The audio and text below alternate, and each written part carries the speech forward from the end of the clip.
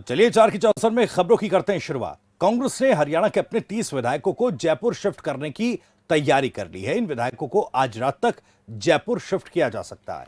राज्यसभा में कार्तिकेय शर्मा के निर्दलीय उम्मीदवार के तौर पर मैदान में उतरने से सियासी जंग रोचक हो गई है।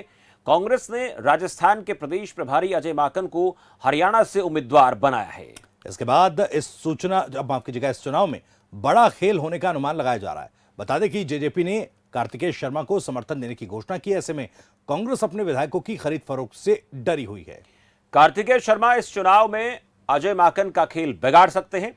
हालांकि हरियाणा कांग्रेस के विधायकों को कहां रोका जाएगा, इसके बारे में अभी कोई जानकारी नहीं मिल पाई है। तो राज्यसभा चुनाव में किसी भी तरह के राजनीतिक तोड़फोड़ से बचाने के लिए हरियाणा कांग्रेस के विधायकों को बाड़ेबंदी में जयपुर लाने की तैयारियां हो रही हैं। चर्चा यह है कि कांग्रेस के 30 विधायकों को जयपुर विशेष विमान से लाया जाएगा। इस प्रकार की खबरें जो हैं वो लगातार सामने आ रही हैं, लेकिन अब इसमें सच्चाई कितनी है इस पर अभी पर्दा इसका खुलना बाकी है। लेकिन कहीं ना कहीं एक कांग्रेस पार्टी के मन में कार्तिकेय शर्मा के आने के बाद असहजता की स्थिति जरूर हो गई है।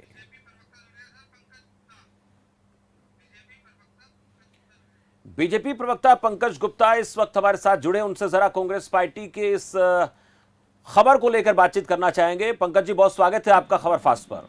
नमस्कार पंकज गुप्ता साहब, कार्तिकेय शर्मा के आने के बाद मुश्किलें जो है कांग्रेस पार्टी की बढ़ रही हैं और उन्हें ऐसा लग रहा है, कहीं ना कहीं ऐसा एक डर पैदा हो गया है कि ऐसा ना हो कि कार्तिकेय शर्मा जो है वो राज्यसभा में दूसरे उम्मीदवार के तौर पर चले जाएं और उनके अजय माकन के लिए मुश्किलें खड़ी हो जाएं।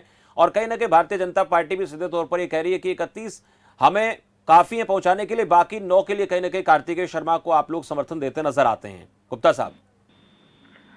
शमशेर जी, देखिए, जब भी कोई इस तरह के इलेक्शन होते हैं तो हर पार्टी प्रयास करती है कि उसके द्वारा जो कैंडिडेट दिए गए हैं या जो उसके समर्थित कैंडिडेट है वो राज्यसभा में पहुंचे। और भारतीय जनता पार्टी ने जो अपने कैंडिडेट दिए हैं वो लोकल कैंडिडेट दिए हैं। और जो कि दूसरी तरफ आप देखिए कि कांग्रेस ने जो भी कैंडिडेट दिया है पूरे देश में, न केवल हरियाणा में, बाकी अगर आप पूरे प्रदेश देश की स्थिति देखें तो हर तरफ उनके जो कैंडिडेट दिए है उसकी वजह से उनके विधायकों में, उनके नेताओं में रिजेंटमेंट है। अभी देखिए, पवन खेड़ा जी ने, नगमा ने महाराष्ट्र में, और अभी आचार्य कृष्ण का उनका भी वो आ रहा था कि उनका एक बयान आया कि मैं हिंदू नेता हूं, तो हिंदू नेता होने की वजह से मुझे राज्यसभा के लिए कंसीडर नहीं किया गया। कांग्रेस हिंदू नेताओं से, हिंदू धर्मगुरुओं से नफरत करती है। पवन जी ने कहा कि भी मेरी तपस्या में कोई कमी रह गई थी। नगमा ने भी अपना एक रिजेंटमेंट दिखाई। तो इस तरह से जो कांग्रेस ने जो अपने कैंडिडेट्स की सिलेक्शन की है उससे न केवल प्रदेश के नेताओं में रिजेंटमेंट है, बाकी दूसरे जो पुराने कांग्रेसी है उनमें भी काफी रिजेंटमेंट है कि भी कांग्रेस ने जो मंथन, अपने जो चिंतन शिविर में मंथन किया था कि एक परिवार से एक ही आदमी को टिकट देंगे, तो उसको भी वायलेशन किया। और जो जो जो चीजें उन्होंने रखी थी सामने वो उन सबको वायलेशन करते हुए उन्होंने वो टिकट बाहरी लोगों को दी है। तो स्वाभाविक है कि अगर इस तरह की परिस्थितियां बनेगी तो जो प्रदेश के विधायक होंगे वो पार्टी की लाइन से ठीक है गुप्ता साहब, हमारे साथ अमरदीप बराड़ भी जुड़े हैं प्रवक्ता कांग्रेस पार्टी से। उनसे जरा जान लेते हैं कि आप लोगों ने जो उम्मीदवार मैदान में उतारे हैं उसको लेकर नाराजगी है, ऐसा कहा जा रहा है। बीजेपी की तरफ से वो स्थानीय लोगों को तवज्जो देने की बात करती है और उसी के चलते कहीं ना कहीं कांग्रेस पार्टी के लिए ऐसा लग रहा है बराड़ साहब की स्थितियां असहज हो रही हैं। और ये भी खबर आ रही है कि आप कांग्रेस पार्टी अपने विधायकों को राजस्थान शिफ्ट कर सकती है। बराड़ साहब, इन बातों में कितनी सच्चाई है? अमरदीप बराड़। शमशेर सिंह जी, सबसे पहले तो अभी हमारे पास ऐसी कोई ऑफिशियल जानकारी नहीं है। अगर फिर भी कांग्रेस पार्टी, ये चुनाव है, चुनाव में हर प्रकार का, हर पार्टी के पास किसी भी प्रकार की जो भी उम्मीद होती है, जो भी उन्होंने करना होता है, हर पार्टी का अंदरूनी मामला होता है और हर पार्टी अपने हिसाब से करती है जी। तो इस पे मेरा मानना है कि इस पे कोई सवाल जवाब नहीं होना चाहिए कि कांग्रेस पार्टी जो चुनाव लड़ रही है वो अपने तरीके से हम लड़ेंगे, अपने हिसाब से लड़ेंगे। लेकिन बराड़ साहब, आपका ये कहना कि इस पर आपको कुछ नहीं कहना, लेकिन जो चर्चाएं चल रही हैं उससे क्या कांग्रेस पार्टी को ऐसा लग रहा है कि हरियाणा में राज्यसभा की एक सीट पर कांग्रेस पार्टी के लिए चुनौतियां खड़ी हो रही हैं। कार्तिकेय शर्मा की उम्मीदवारी, जेजेपी का समर्थन देना और भारतीय जनता पार्टी का ये कहना कि हमारे पास 40 विधायक हैं, उनमें से 31 उनके एक उम्मीदवार के लिए काफी है, बाकी 9 का समर्थन कार्तिकेय शर्मा को मिलेगा। अब ऐसे में क्या लग रहा है कि कोई कांग्रेस पार्टी से हाथ छोड़कर दूसरी तरीके की स्थिति या दूसरे तरीके से कोई रणनीति बनाकर वो बीजेपी के साथ या कार्तिकेय शर्मा के साथ जा सकता है?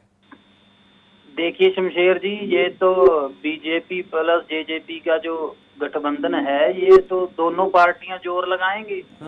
ये अपनी तरफ से ये जो ये चाहते हैं वो इनकी अलग इच्छा है, लेकिन कांग्रेस पार्टी को इस चुनाव में हरियाणा प्रदेश में किसी भी प्रकार की कोई भी समस्या नहीं है। हमारे लेकिन बराड़ साहब, क्या किसी तरह की हॉर्स ट्रेडिंग राज्यसभा चुनावों के इस दंगल में देखी जा सकती है? क्या संभावना है? रिपीट करेंगे जी, मुझे सुनाई नहीं। क्या इस बात की आशंका है कि राज्यसभा चुनावों में जिस तरह से कार्तिकेय शर्मा ने अपनी दावेदारी ठोकी है, उसके बाद प्रदेश में विधायकों की खरीद फरोख्त की स्थिति बन सकती है? नहीं जी, हमारी पार्टी में तो ऐसा कुछ नहीं है जी। अगर बीजेपी में होगा तो उसका मैं कह नहीं सकता, वो आपको बीजेपी वाले बताएंगे। हमारी पार्टी, हमारे अजय माकन जी हमारे कैंडिडेट हैं और हमारे सभी विधायक उनके साथ हैं। चलिए, छोटा सा कमेंट गुप्ता साहब। देखिए, जो बराड़ साहब कह रहे हैं वो उनका अपना विचार हो सकता है, परंतु क्या है कि अजय माकन जी बाहरी कैंडिडेट है और वो स्टेट के मुद्दे क्या उठाएंगे राज्यसभा में, इसको देखते हुए मेरे को लगता है कि कांग्रेस के विधायकों में रिजेंटमेंट है और वो अपनी आत्मा की आवाज के ऊपर जो उस प्रदेश का व्यक्ति है या जो उनके लिए सुटेबल है उसके लिए मेरे को लगता है कि वो वोट करेंगे और इसमें जरूर कांग्रेस को नुकसान होने जा रहा है। ठीक, शुक्रिया बराड़ साहब बातचीत के लिए, गुप्ता साहब बातचीत के लिए। आप दोनों इस चर्चा में हमारे साथ जुड़े, लेकिन कांग्रेस पार्टी के लिए जरूर चुनौतियां खड़ी हो सकती हैं, क्योंकि ऐसा